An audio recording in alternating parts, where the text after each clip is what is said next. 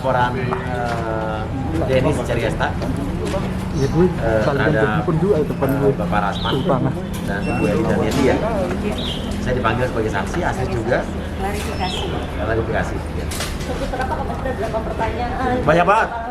Tadi dari jam berapa? Dari jam 1, sekarang jam berapa nih? Jam 4 ya. Kali 5, 3 jam lebih ya? 3 jam lebih dan paling lebih banyak ditanya malah Astrid ya. Karena banyak berhubungan sama wanita kan, soal laporan Dennis mengenai pelecehan yang dilakukan. Dugaan pelecehan Pelecehan yang dilakukan oleh. Tadi kita pertanyaan itu apa sih? Maksudnya apa? Di dalam ada? Intinya sih adalah kapan lihat video itu, terus berapa lama kenal Dennis, kenal dengan Bang Rasman juga gimana kenalnya, terus ya bagaimana yang terjadi pada saat itu, semuanya ditanya. Detail. Banyak tadi saya tangan kertas juga banyak banget. Berapa lembar? Iya. Banyak. Kira-kira berapa? Lebih. 20 lebih kayaknya. 20 lebih. Bang tadi kan ada MZ juga. Ketemu MZ nggak di Nggak atas? sengaja ketemu MZ tadi. Nah, terus lewat gimana? doang. Bukan MZ, saya ketemu Medina tadi. Nggak sengaja ketemu Medina Zian. Saya lagi di depan ruangan saya. Tiba-tiba lewat, Astrid bilang, itu Medina. Langsung saya panggil, Medina. Dia bilang gitu kan. Dia nengok, saya cuma bilang, halo, sehat selalu ya, saya bilang gitu. Bilangnya tempat pendidikan. Saya bengong. Saya bengong dan saya udah bisa sehat selalu. Saya masuk lagi ruangan saya, karena benar-benar nggak sengaja. Tempat Lewat, jadi dia diperiksa di sebelah saya. Beda 2 ruangan, beda 1 ruangan. bedanya. Kayak benar-benar di apa ya, diatur sama Tuhan, ketemu bisa ketemu gitu. Habis kan ada unit-unitnya kita di Nggak sengaja. Astrid kan Medina. Gimana, Langsung Pak? nengok, Medina saya panggil. Sudah melihat langsung kondisi dengan. Udah tadi dia dikawal sama polisi juga, sama Polwan tadi, terus Ada dia pengacaranya. Pakaiannya Uci ya. ada pengacaranya Uci Frodea tadi. Dia juga. Makanya branded nggak? Pakai baju orange tadi saya lihat. Yang enggak mah Astrid. Kalian kan kemarin adanya sudah ngirim apa bunga mungkin udah sama kalian tahu saya tahu. Nggak ada ikutan mau kirim bunga dengan kata-kata. Kirim bunga nggak kan, ini kan masalahnya kan beliau kan ini jadi tersangka atas laporannya Uci ya. Nggak ada hubungannya sama saya ya. Masalah saya Nanti nggak tahu kan laporan saya juga masih berjalan ya. Ya, karena kan laporan kita kan juga juga penipuan. Jadi kalau memang dia bisa masukkan lagi juga penipuan yang laporan yang penipuannya kita bulatkan, kita buat, ya mungkin saya akan kirim bunga. Tapi tetap lanjut ya bunga. Oh lanjut dong, tetap lanjut. Dari kemarin juga suaminya Medina telepon saya, hubungin saya. Minta cabut laporan atau gimana? Nggak tahu, minta ketemu. Ah. Tapi saya bilang saya lagi sibuk kan. Tapi seandainya suaminya minta cabut laporan, abang gimana? Gini, kalau kita semua, kalau saya pribadi ya, kalau saya sayang dengan seseorang, berarti tugas saya adalah membuat orang itu harus ada efek jerah. Kenapa? Karena gitu kan. Kita kan semua pasti pengen, nanti semua orang kan akan meninggal dunia ya. Saya pengen orang tuh kan meninggal dunia tuh dengan nama baik, bukan dengan nama buruk. Karena saat orang meninggal itu yang dikenal adalah apa, dia sebagai apa, hidup sebagai apa. Justru kalau kita berpikir positif, bagaimana caranya supaya kita menyadarkan seseorang agar dia punya nama baik, bener nggak sih? Jadi menurut saya dimaafin, proses hukum tetap jalan. Yang intinya kayak kita aja yang cukup ya kita kan sekolah segala macam terpelajar aja bisa kena juga tipuannya dia gitu. Apalagi orang-orang yang mungkin nggak ngerti atau gimana, mungkin akan ada takutnya akan ada korban-korban. Iya, sampai seorang uya-kuya bisa kena tipu itu kan udah luar biasa, keren banget gitu. Maksudnya tadi Iya. pas lagi negor sempat bermuka nggak? Enggak, dia nengok, langsung nengok, Kamu gimana? terus bengong, halo, sehat selalu gitu kan. Masih bengong, gue cabut lagi. Oke, Bang Uya, berarti Bang Uya terhadap yang terkait laporan terhadap RAN sendiri ingin proses lebih lanjut lagi atau berdamai atau seperti apa? Kalau pelaporan ini kan pelaporan Dennis ya? Iya. Kalau pelaporan gue nanti lagi dipertimbangkan. Tapi kalau gue jadi saksi pelaporan Dennis, dan tadi yang ditanya adalah ya seputar dugaan banyak ya pelecehan yang Dennis dibilang cadel, stroke, lidah pendek. Itu juga dugaan pelecehan seksual secara verbal. Yang dia mengonotasikan buah-buahan, iya kan? Tubuh wanita. Itu sangat merendahkan sekali. Dan tadi Astrid juga berpendapat bahwa ini bukan hanya merendahkan Dennis, tapi juga wanita secara umum. Ya. Ini merendahkan kaum wanita secara umum. Betul. Dan ini harusnya wanita se-Indonesia tuh mendengar ini sih pasti nggak akan ada yang terima sih. Aku ngomong sama penyidik begitu juga, aku bilang aku sebagai seorang wanita tidak terima apa yang dia ngomong. Itu sangat apa ya? Sangat merendahkan banget deh. Dengernya aja kita perempuan agak jijik banget gitu. Kan saya juga sempat nanya, kan kemarin Bu Eli dan Eti datang ke podcast saya tanya, Ibu sebagai pengacaranya Abang Rasman melihat ini gimana? Oh, dibilang saya nggak pernah lihat katanya. Loh, bukannya ibu di sebelahnya dalam hati saya kan? Tapi dibilang akhirnya saya tetap kejar. Sebagai seorang wanita dia di mana deh? Ya akhirnya kan dibilang kalau nggak salah ya sebetulnya tidak apa dilakukan, tidak lazim dilakukan. Oh gitu. Dan gue ngomong sendiri sama penyidik, concernnya adalah kalau yang seperti ini diwajarkan, Dibiarkan. dinormalisasikan, nanti gimana Sungai, anak-anak kita? Enggak, maksudnya gimana dinormalkan lah orang Normalisasikan. laki-laki ngomong kayak BKT gini, ya? laki-laki ngomong kayak gini diwajarkan, itu kan kasihan nanti anak-anak kita yang melihat, oh ini berarti boleh ya ngomong kayak gitu, padahal itu adalah sebuah bentuk pelecehan. Ya saya rasa semua wanita Indonesia yang menonton tayangan itu pasti marah lah. Pasti marah, merasa rendahkan karena apalagi kan semua orang mau laki perempuan dilahirkan dari rahim seorang wanita. Nggak pantas Kayak suara ini. laki-laki ngomong kayak gitu. Berarti ingin di penjara dong ya? Apa? Ingin Ran di penjara dong ya? Harus ditindak tegas. Ya. Dan tadi saya juga, kalau saya pribadi, saya juga berkomentar soal dia yang bilang bahwa mengonotasikan maaf huruf hijaiyah dengan alat kelamin pria, dikonotasikan itu menurut saya itu lebih mencederai saya sebagai umat Islam.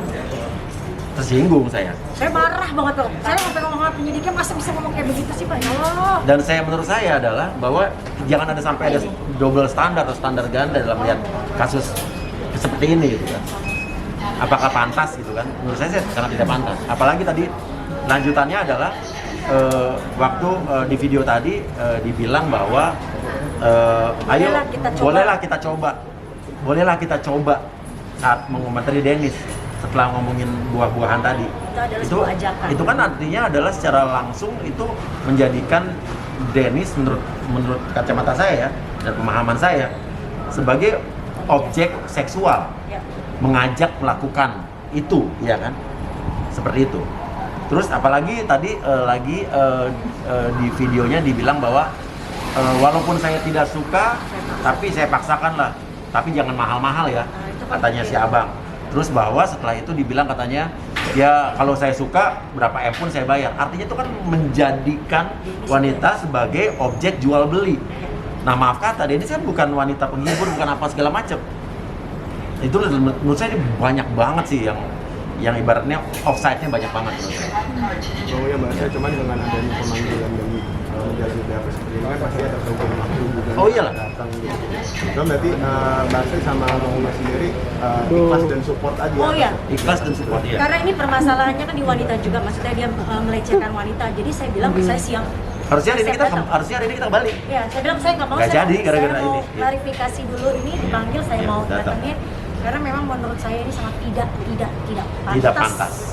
Makanya saya harusnya hari ini kembali, nggak udah diundur aja. Pak Tuyo, terkait podcast yang bareng Pak Muldoko itu seperti Iya. ya, gimana akhirnya mengkuliti si Erran? Saya gini, saya bukan mengkuliti ya, ibaratnya intinya adalah saya kan ibaratnya mempertanyakan dan saya orangnya fair kok. Kalaupun dari pihak abang juga mau ngomong ke saya klarifikasi pun saya oke kok. Ya kan kemarin sampai kan Bang Rasman tuh selalu menyebut nama Bang Egy Sujana kan. Saya pun undang ke saya, ya kan? Artinya kan saya fair.